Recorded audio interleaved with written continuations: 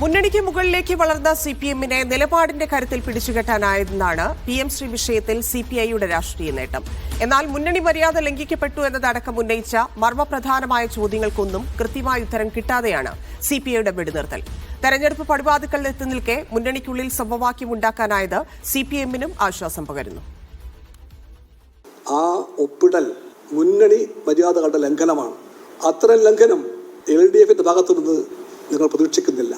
പാർട്ടിയെ ഇരുട്ടിൽ നിർത്തിയതിന്റെ രോഷം, മുന്നണി മര്യാദകൾ ലംഘിക്കപ്പെട്ടതിലെ അമർഷം, സൗമ്യഭാവം വെടിഞ്ഞ് ബിനോയ് വിശ്വം കനലായി മാറിയ വെള്ളിയാഴ്ച മന്ത്രിമാരും സംസ്ഥാന ദേശീയ നേതൃത്വവും ഒന്നാകെ സെക്രട്ടറിക്ക് പിന്നിൽ അണിനിരന്നതോടെ CPI പടപ്പുറപ്പാടിനെന്നുറപ്പിച്ചു രാഷ്ട്രീയ കേരളം. CPIയുടെ അസാധാരണ നീക്കത്തിൽ CPMും അമ്പരന്നു. പിന്നാലെ തിരക്കിട്ട അനുനയ നീക്കങ്ങൾ. ചർച്ചകൾക്കായി മുഖ്യമന്ത്രി തന്നെ കളത്തിലിറങ്ങി. ആലപ്പുഴ ഗസ്റ്റ് ഹൌസിലെ 390 നമ്പർ മുറിയിൽ 1 മണിക്കൂർ നീണ്ട ചർച്ചയ്ക്കൊടുവിൽ മുഖ്യമന്ത്രിക്ക് CPIയുടെ മറുപടി, ഫണ്ടല്ല നയമാണ് പ്രധാനം. പിന്നാലെ മന്ത്രിസഭാ യോഗത്തിൽ നിന്ന് വിട്ടുനിൽക്കാനുള്ള പ്രഖ്യാപനം. രാജ്യസന്നദ്ധത അറിയിച്ച് മന്ത്രിമാർ. അപകടം മണത്ത CPM ചുവട് 2 പിന്നോട്ട് വെച്ചു. സമവായത്തിന് വഴിവെട്ടാൻ ഇരു പാർട്ടികളുടെയും ദേശീയ നേതാക്കളും രംഗത്തിറങ്ങി. ഒടുവിൽ വ്യവസ്ഥകളിൽ ഇളവാവശ്യപ്പെട്ട് കേന്ദ്ര സർക്കാരിന് കത്തയക്കാനും അതുവരെ പദ്ധതി മരവിപ്പിക്കാനും ധാരണ. തീരുമാനം CPI സംസ്ഥാന സെക്രട്ടേറിയറ്റും അംഗീകരിച്ചതോടെ സമവായത്തിന്റെ വെള്ളപ്പുക.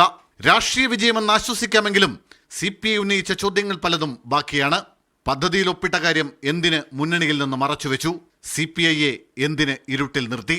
ഇടതു നയത്തിൽ വെള്ളം ചേർക്കാനുള്ള തീരുമാനത്തിന് പിന്നിൽ എന്ത്? ചോദ്യങ്ങൾ ചോദ്യങ്ങളായി തന്നെ അവശേഷിക്കുകയാണ്.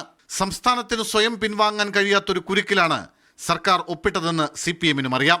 തുടർ നീക്കങ്ങളിൽ CPIയെ കൂടി വിശ്വാസത്തിലെടുക്കുക മാത്രമാണ് പോംവഴി.